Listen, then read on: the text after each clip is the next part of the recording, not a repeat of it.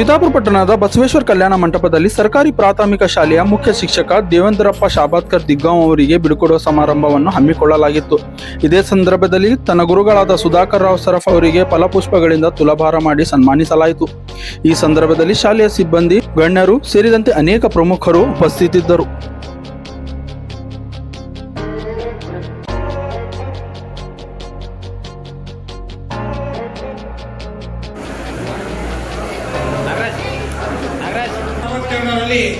ಶಿಕ್ಷಕ ವೃತ್ತಿಗೆ ಅವರು ಸೇರ್ಪಡೆಯಾಗ್ತಾರೆ.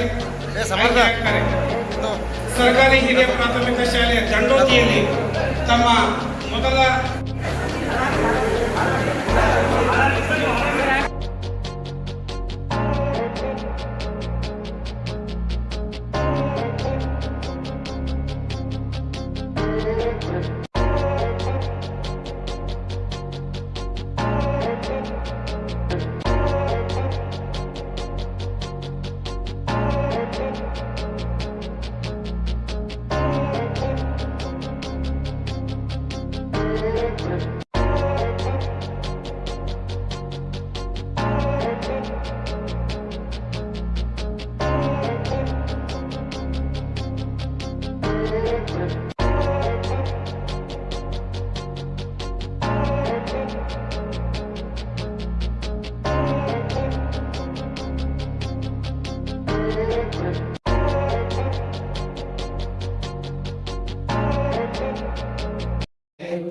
ಕೇವಲ ಅದೇ ವಿಷಯದಲ್ಲಿ ನಾನು ಸ್ವೀಕಾರವನ್ನು ವ್ಯಕ್ತಪಡಿಸುತ್ತೇನೆ. ನಾನು ಪ್ರಾಥಮಿಕ ಶಾಲೆಯಲ್ಲಿ ಓದ್ತಿರ್ಬೇಕಾದ್ರೆ ನಮ್ಮ ಇಡೀ ಕುಟುಂಬ ಒಂದು ಕುಟುಂಬವಾಗಿದ್ದು, ಕೃಷಿ ಕುಟುಂಬವಾಗಿದ್ದು. ಆಮೇಲೆ ನಾನು 1974 ಓದ್ತಿರ್ತಕ್ಕಂಥ ಸಂದರ್ಭದಲ್ಲಿ ಸಂದರ್ಭದಲ್ಲಿ ಗುರುಗಳಾದಂತಹ ಸುಧಾಕರ್ ಸರ್ ಅವರು ಬಂದರು. ಬಂದ ಕಡೆ ನನ್ನ ಹಣೆವನ್ನೇ ಬದಲಾವಣೆ ಎಂಬಂತ ಈ ಸಂದರ್ಭದಲ್ಲಿ ಹೇಳಬಹುದು.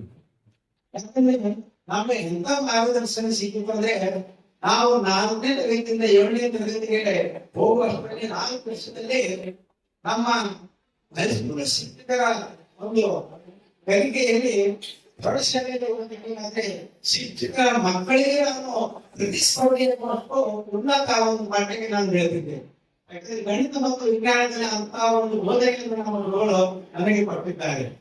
ಆ ಒಂದು ಕಾರ್ಯಕ್ರಮದಿಂದಾಗಿ ಸರ್ ಅವರು ಹೇಳಿದಂತೆ ಪ್ರಾಥಮಿಕ ಶಾಲಾ ಒಂದು ಬುನಾದಿ ಇದ್ದರೆ ಆ ಬುನಾದಿಯನ್ನ ಭದ್ರ ಬುನಾದಿ, ಬರೀ ಬುನಾದಿಯನ್ನ ಭದ್ರ ಬುನಾದಿಯನ್ನ ನಮ್ಮ ಶಿಕ್ಷಕರೊಂದಿಗೆ ಇನ್ನೂ ಕೆಲವು ಶಿಕ್ಷಕರು ಇದ್ರು, ಗುರುಗಳಿದ್ರು.